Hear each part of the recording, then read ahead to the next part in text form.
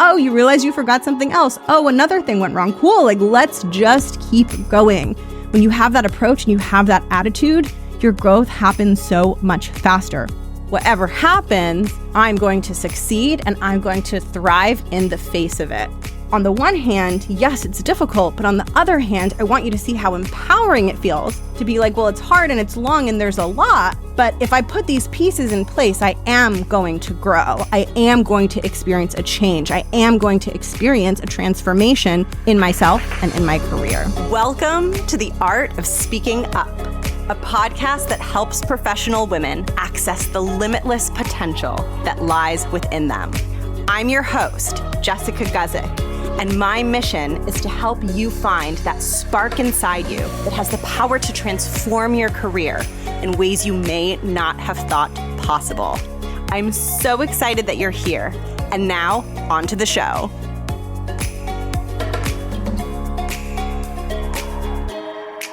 Welcome to the podcast. Thank you so much for being here and tuning in. My name is Jess. I am a New York Times featured podcast host. I'm the creator of this show, obviously, because it's me talking. And I am also a career coach for women. I support women in advancing into and succeeding in leadership and executive positions. And I do that by helping you grow your confidence, expand your leadership skills, and really develop best-in-class, super powerful communication skills.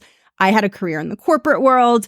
I really struggled and went on a very difficult journey where I was working through imposter syndrome and self-doubt, and I eventually made it to the other end. I grew my confidence a ton. I landed an executive role, but I started this podcast because I felt like in my journey from, lacking confidence to building a lot of confidence and creating a lot of success in my corporate career, I really felt like there was a huge hole out there and there weren't that many career resources for professional women that were inspiring and authentic and transparent. And I really wanted to start this show to inspire and motivate professional women and to share career advice that goes beneath the surface and addresses some of the deeper struggles that we as women experience in our careers. So if you're someone who is wanting not just professional success, but deeper transformation that underlies that professional success, you are in the right place, and you are especially in the right episode because today's episode is all about inner transformation. This is part 2. So part 1 is the episode that came right before this one, and that's where I explain the difference between intellectual capacity and emotional capacity. And in part 2, I'm diving into how to grow your emotional capacity because in part 1, what I was explaining to you is that if you really want to succeed and thrive in your career and reach your full potential, make your maximum impact, you have to make sure you're not just increasing your intellectual capacity, but you also have to be increasing your emotional capacity. Most of us focus too much on increasing our intellectual capacity. What this looks like is reading books and learning new things and taking trainings and listening to podcasts. These things are learning tools that grow our intellect, but we also need to be supplementing that with growing our emotional capacity, deepening our emotional resilience, deepening our ability to make powerful decisions even when we're uncomfortable or experiencing difficult emotions. Because if we don't deepen our emotional capacity, all of that intellect we're building, all of those intellectual skills we're building aren't going to be able to be put to use in a super powerful way, because as soon as things get emotionally difficult, we're going to hit a wall. And for so many of you, when you hit that wall, you think it's because something is wrong with you. You must be missing something. You must be inadequate. You must be just doing it wrong or not understanding, or there must be just something inherently wrong with you. And that's not the case. The case is that you need to go deeper into strengthening your emotional capacity and becoming truly unstoppable in the face of challenges and in the face of discomfort. And when you get to that point where you feel unstoppable in the face of obstacles and challenges, you become so effective in your career and you feel so powerful from the inside out. This is truly where confidence comes from. And a lot of people really confuse this. And a lot of people think Confidence comes from me feeling good all of the time. If I feel good all of the time, and I can just get off of the emotional roller coaster of feeling good sometimes and bad other times, if I can just find a way to get off that roller coaster and always feel good, then finally I'm going to have the confidence, I'm going to take the actions, I'm going to achieve my dreams. And that's not actually how it works. The way that confidence gets built is you learn to ride those ups and downs rather than needing to avoid them. This means you're moving out of this perfectionist mindset that says, I can only succeed and I can only build confidence if I feel perfect and things go perfect all of the time. You're moving out of that mindset because that mindset sets you up to fail because it's impossible. And you're moving into a mindset of resilience and flexibility, which is a mindset of whatever happens, I'm going to succeed and I'm going to thrive in the face of it. This is a really big shift that I make with so many of my clients because a lot of them, when they come into their work with me, they're still in that perfectionist mindset. They want everything to be perfect all of the time. And we really have to go through a period where I'm showing them that that is what is keeping them stuck, and that their ability to redefine what their growth looks like and redefine what confidence actually is going to be a huge catalyst for their growth, for their success, and for them feeling amazing about themselves. So there's quite a lot to this, right? So I definitely suggest that you listen to part 1 before getting into this one. But today I'm going to be diving into how to increase your emotional capacity, because when you do that, those ups and downs don't thrash you around as much, right? So I want you to think about it as like a really scary roller coaster. So like, let's imagine that you are 7 years old or 5 years old. You're like a really little kid, right? And you go to the amusement park and there's a roller coaster and it seems really scary and it has ups and downs and loops and you're terrified to go on it, and you go on it and it's fun, but it's a little scary and you're not sure if you want to go on it again. Now I want you to imagine you return back to that theme park, but instead of you being 5 years old, now you're however old, you are right now, right? So you're 30 or 40 or 50, right? But you're at this theme park at your current age and you're like, oh, remember that like really scary roller coaster that I went on as a kid that was so scary? I wonder if it's still here. And you find the roller coaster and you look at it and you realize it's not even like one of the scarier roller coasters at the theme park. It's one of the smaller ones. It's more of like an entry-level roller coaster. And you're like, oh my gosh, that roller coaster felt so scary when I was 5 years old. Let me go on it. And you go on it now, and it's kind of slow and a little rickety and a little lame and a little boring. And it's taking you on those ups and downs, but it doesn't quite feel as scary. And you're like, oh, wow. The roller coaster is exactly the same, but I have changed. I am different. This is exactly what happens when you build emotional resilience. Those difficult situations, those obstacles that you've been facing in your professional life that feel like these big, hard, scary things, you start to become stronger. You start to become like that adult going to the theme park. And yes, there's still a roller coaster. Yes, there's still ups and downs, but they feel quite manageable and they feel quite different to you. That's what happens when you grow your emotional capacity. And I really want you to think about how that correlates with what you can accomplish in your job. If the roller coaster doesn't make you dizzy and nauseous and exhausted and overwhelmed, then when you get off the roller coaster, you can enjoy the rest of your day at the theme park. You can buy cotton candy, you can go on another ride, you can go get your photo taken, right? So just like in the theme park example, when the roller coaster doesn't shake you up quite so much, you can do more, enjoy more, accomplish more. Similarly, in your job, when the things that used to feel really hard don't feel quite so hard, you can do more and accomplish more, which means you get better results, you get promoted faster, you feel more ready and more prepared to step into growth opportunities and executive roles because all of a sudden, those big scary roller coasters seem manageable. This is why emotional capacity is so essential, and the reason that I'm really excited and enthused about it and really telling you why you should be enthused about it is because no one ever talks about this, and it's literally one of the most important, the most powerful things. So I really want to emphasize the importance of it because I see so little conversation around it. And to me, that's wild because it's literally the most powerful thing.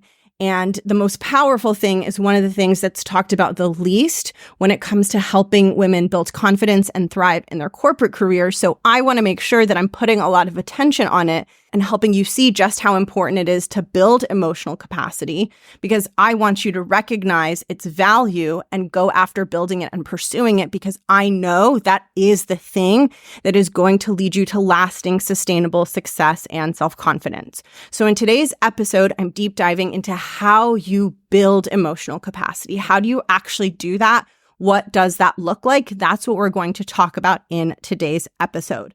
Before I dive in too much deeper, one quick announcement. If you are newer around here, I want to invite you to download my free resource library. My free resource library is a one-stop shop for every free resource that I have created ever. It includes video courses, audio courses, worksheets, an ebook, and even unpublished podcast episodes, all designed to help you grow your confidence and thrive in your career. Some of my most popular downloads and items in the free resource library are my assertiveness ebook, The Smart Ambitious Woman's Guide to Assertiveness in the Workplace, and my executive communication video course, Speak Like a CEO. Those are among the many juicy resources and downloadables that you will find in the free resource library. Get your access today by clicking the link in the show notes or going to jessguzikcoaching.com/free resources. And you will see right at the top, it says, get the free resource library. That's where you can access this. Okay, now let's go in a little bit deeper into building your emotional capacity. So there are three things that you want to do when it comes time to build your emotional capacity. And these are the three things that I do with my clients. So when I am coaching my clients, I have this framework in mind.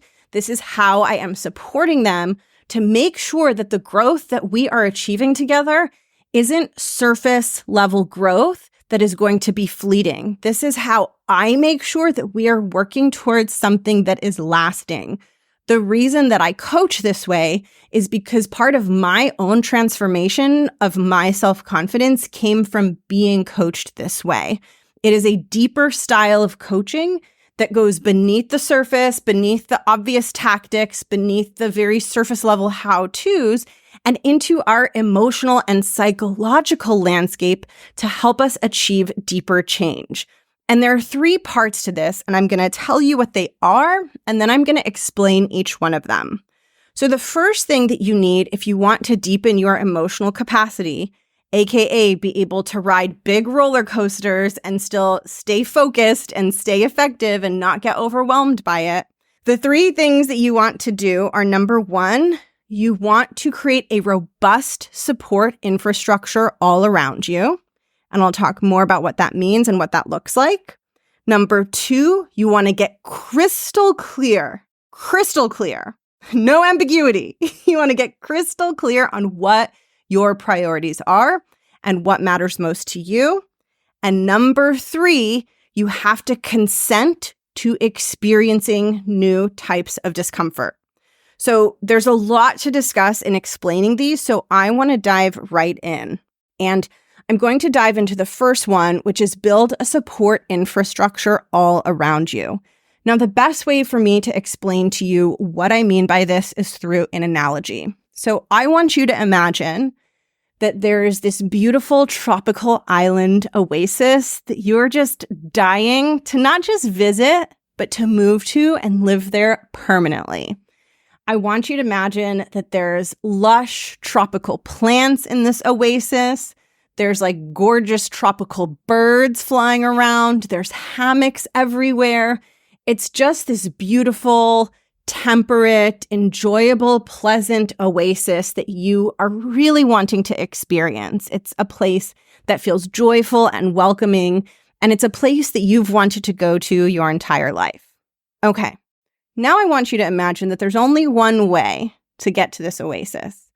And the way that you get to this oasis is that you have to walk on foot through a very brutal, very cold, very intense, aggressive snowstorm.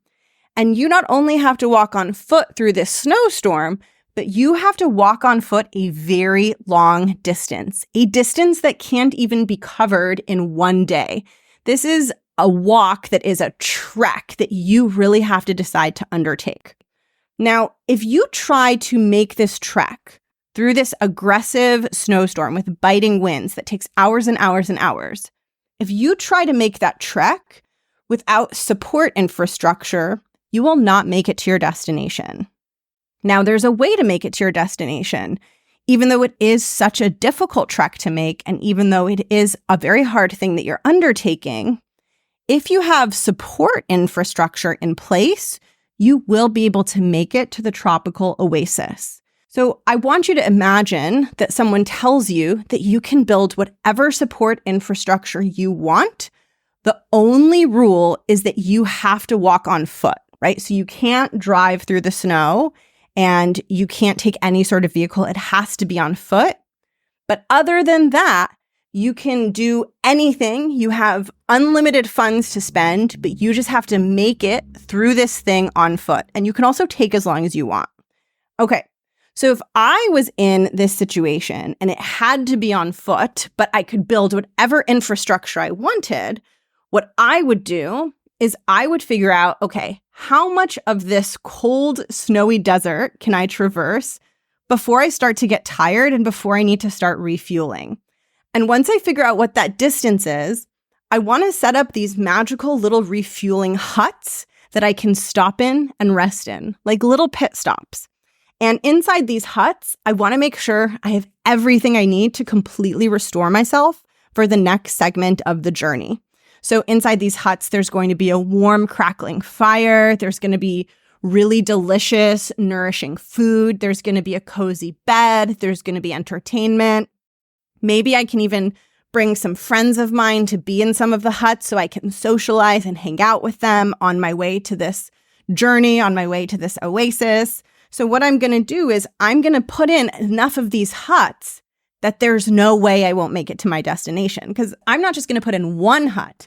I'm going to put in one hut every mile or every X number of feet so that literally as long as I'm committed, nothing can take me out, right? I still have to do it on foot, but I'm going to build such a robust, such a nourishing support infrastructure that I'm absolutely going to make it there. So this is exactly how I think about your journey of building emotional capacity, deepening your emotional capacity. It is as if you were going on this really intense trek, and if you don't have support infrastructure, it is going to be nearly impossible to make it to the oasis. Not only do you want support infrastructure, but you want to build so much infrastructure that there is no way you won't make it. There is no way that you will fail. You want that because the goal that you're moving towards, emotional resilience and career success and lasting confidence, that's a difficult goal, right? That's not the kind of goal that you're going to achieve with no support and in a very, very short period of time. It's not appropriate for those circumstances. And if you treat it that way, you might find yourself stuck and you might blame yourself when really you're trying to cross through a brutal snowstorm with no pit stops. So you want to put in as much support as possible, and you want to make sure that you're putting in the type of support that works best for you. And what I have uncovered through my journey of deepening my knowledge of human psychology and training, mentoring, and supervising under the same coach who I worked with in my own growth journey and who is a clinical psychotherapist, what I learned is that as humans, if we want to do something difficult and we are building support infrastructure and we're allowed to build these pit stops, the ones that are going to be most effective in terms of us achieving our goals and us deepening our emotional capacity is if our support infrastructure consists of other humans. There is no book, no hack, no trick. There is nothing out there that is more powerful and nourishing and effective than genuine deep support that comes from others. Which means that if you want to experience lasting, meaningful change, you want to think about how you can create pit stops and infrastructure in your professional life that helps you refuel, that makes you feel supportive, that helps you see yourself through a more positive lens, that helps remind you that you are capable. You need to figure out what that is for you and who those people are. And that needs to become a regular practice, not a one-time thing, right? If we try to build one hut on the way to this tropical oasis because we're trying to get away with less infrastructure, we're not even going to make it to the one hut. We want to put those markers in, those pit stops in every several hundred feet. This is what is going to guarantee us success, right? This is the work that I do as a coach. I am my client's hut. I am their pit stop. They're trying to go to a tropical oasis. And when they hire me, what they are saying is, I'm building all my pit stops. And it's so fascinating to me because when I support my clients, we are meeting every week, right? And so just like with those pit stops, they're always going to be there every few hundred feet. And that's what sets you up for success. It's very similar when you're thinking about what your support infrastructure is going to be. And it doesn't have to be me, but it has to be something that feels supportive, and it has to be regular. It has to be someone or something that you're not just touching base with one time. You need proper infrastructure that is robust enough to hold the bigness of the goals and of the transformation that you are desiring. The other thing you want to think about when you're building these pit stops is you want to make sure that you feel good inside of them, right? So just like if you're crossing this snowstorm, when you go into these little huts and you hear the cackling fire and feel the warmth and eat the food, like you feel better inside, you feel taken care of, you feel really good, you feel replenished. You want to make sure that you feel that way with the support that you have. Because not all relationships, not all mentors, not all coaches, not all bosses, not all training programs are created equal. There are some that are going to make you feel really good about yourself, that are going to help you tap into that deeper truth, which is that deep down inside you are capable. There are some pit stops and some humans that are going to be able to elicit that feeling for you, elicit that feeling of like, I can do this, right? I've got this.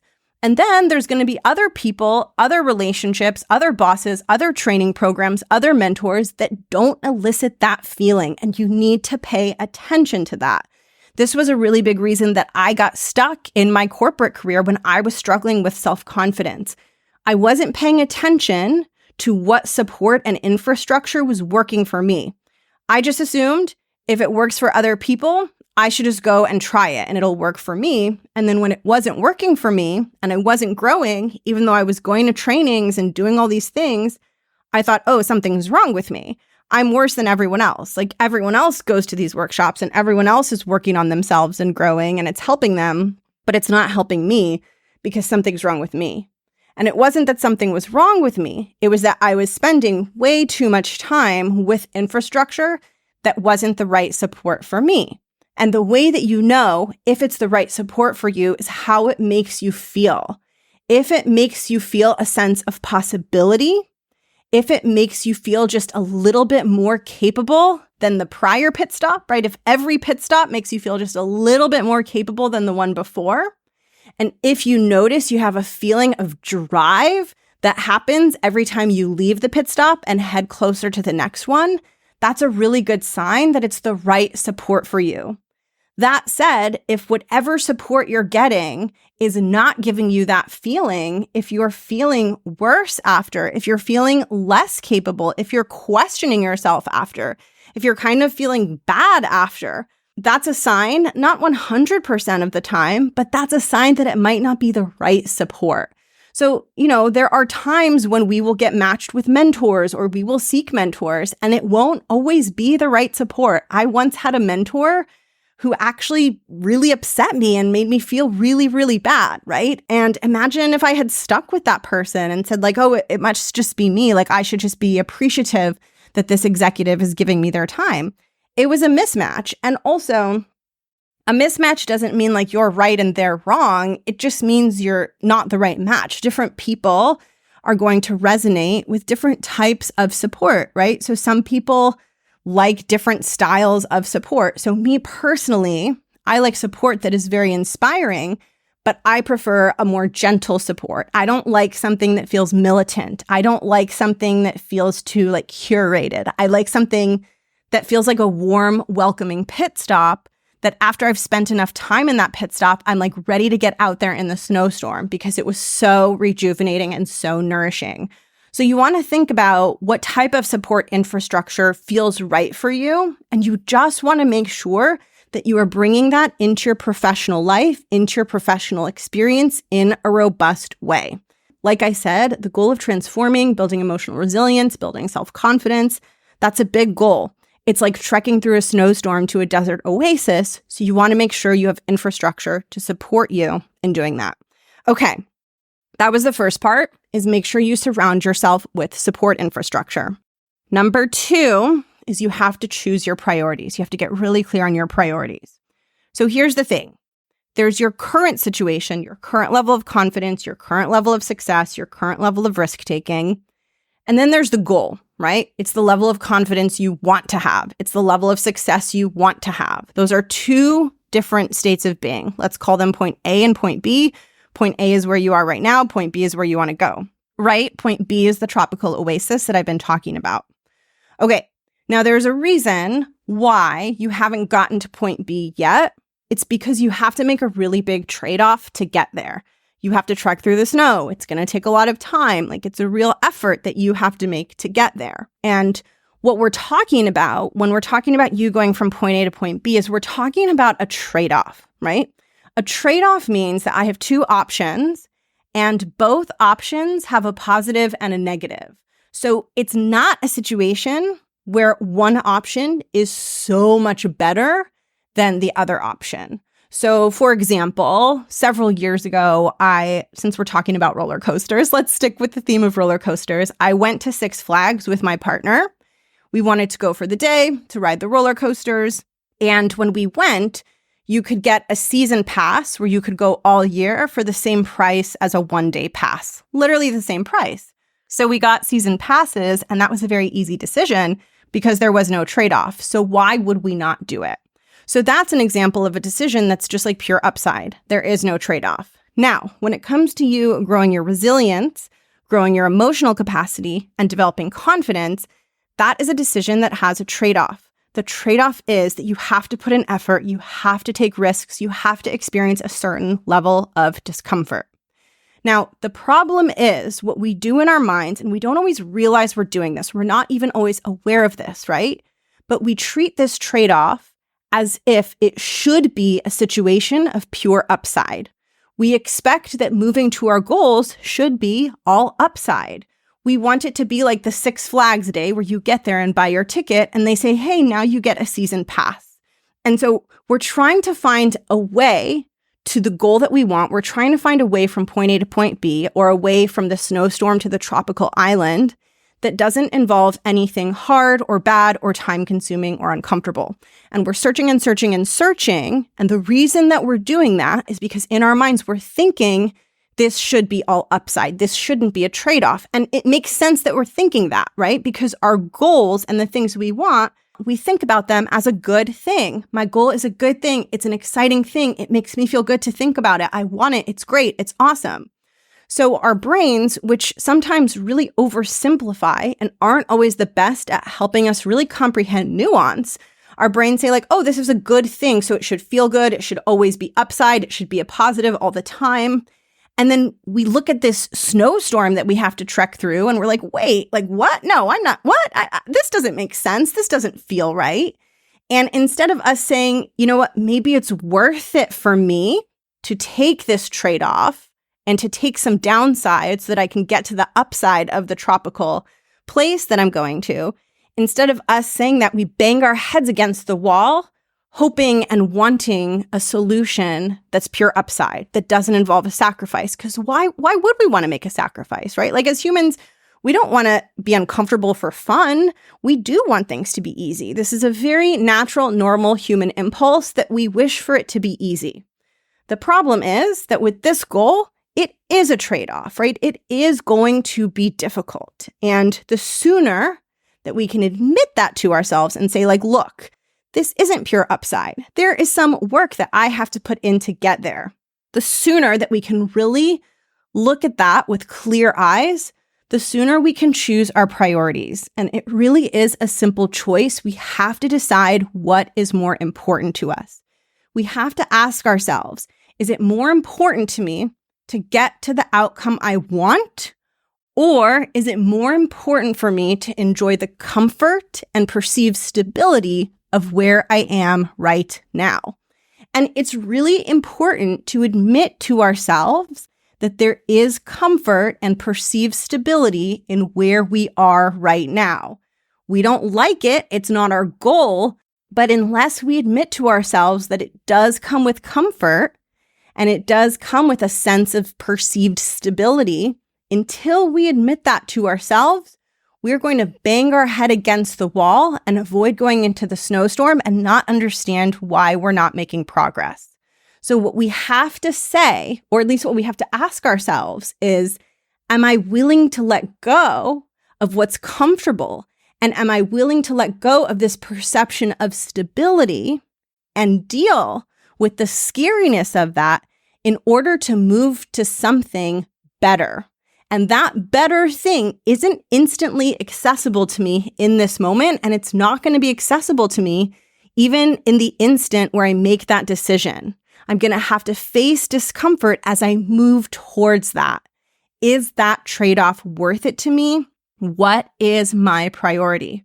This is very important because if you haven't gotten straight in your head what your priority is, your mind is going to be fighting against you. On the surface, you might think that you are committed to your goal. You might think like, no, I really want this growth.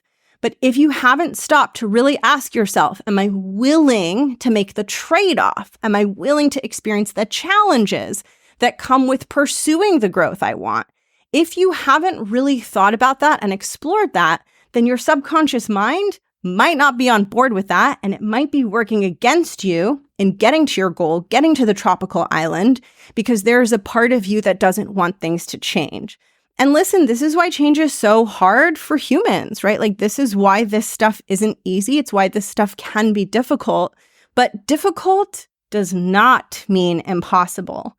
And that's the good news in all of this, which is that if you start to put these pieces in place, you have the support infrastructure you need. You've chosen your priorities and you've gotten clear on what trade-off you are prepared to make. When you do those things, the work works. Like, if you do walk that trek, you will make it to the tropical island. It'll be hard. It'll take time. It'll be cold when you're out there in the snow, but there's nothing stopping you either. Right? So on the one hand, yes, it's difficult, but on the other hand, I want you to see how empowering it feels to be like, well, it's hard and it's long and there's a lot, but if I put these pieces in place, I am going to grow. I am going to experience a change. I am going to experience a transformation in myself and in my career. So that is the second one, is choose your priorities and be really clear in your decision. And listen, like, when I'm working with people and I'm supporting someone, as a coach, I do not tell people what their priorities should be. Only they can decide that. And so a lot of people think that I'm going to tell them that they should want growth or that they should be going bigger. And that's absolutely not what I would ever tell someone. I would tell someone that it's, our job together to uncover what they want, like to uncover what their true desire is either way. And typically, for the women who are attracted to my work, their true desire is growth. But this isn't to lead you to like, you have to grow. What I want to lead you to is you want to be honest with yourself. You want to be in integrity with yourself. You want to be admitting to yourself the truth of what you want. And there will be times in your life where the truth of what you want is that you don't want change in that moment. And that is okay. And there's going to be times in your life where the truth is that you do want change, but a part of you isn't fully going for it because it is quite scary. And it is so important to recognize when that's happening so that you can ask yourself, like, am I comfortable continuing to make this trade-off? Am I comfortable continuing to postpone the change that I want to experience? Am I okay with that? And listen, like I said, this stuff is hard, and I think we have to be very non-judgmental and very kind towards ourselves as we uncover these things. Because as humans, we all have these dark, shadowy sides to ourselves, right? Where we say we want something, but we don't want to put in the work, or we say something's important to us, but really we're not moving towards it. We all do this. Like, this is just how we are as humans. And it doesn't make us bad. It doesn't make us wrong, but we just want to see it so that we can be in the driver's seat of our own careers and our own lives. Because once we get in the driver's seat, we are the ones making decisions, and we start to feel that sense of power and that sense of autonomy that we're moving ourselves and our lives in the direction that we want to. So that was the second thing, which is choose your priorities, get super clear on them. The third piece to this, and I've really kind of led into this and really talked about a lot of this already, is you want to be willing to feel uncomfortable. So if you're going to this tropical island and you haven't made the decision that you're willing to experience discomfort, it's going to be really hard to step out onto that snow and make that journey. On some level, if you want to stretch yourself, part of that stretching process is going to involve discomfort, and you have to be okay with that. But remember, if you have support infrastructure helping you refuel in between the discomfort, and if you're clear on your priorities and what matters most to you, then the discomfort becomes something that you can digest. It becomes worth it. It becomes an amount of effort that you are willing to put in for something that matters to you. And what's really important, and this kind of overlaps with number 2, like choosing your priorities and examining the trade-offs. What's really important about being willing to feel discomfort is that it's really important that when you're thinking about the discomfort involved in change and taking risks and doing scary things, you want to make sure that you are weighing that against the discomfort of staying the same. Because while staying the same comes with like a cozy sense of comfort and you don't have to do the hard, scary things, it also comes with more of like a chronic low-grade discomfort and sense of dissatisfaction. And I think what's really tricky, and I talked about this in another recent episode that I recorded, I think what's really tricky about change is that the discomfort of change is sometimes more of like an obvious, it's right in your face discomfort.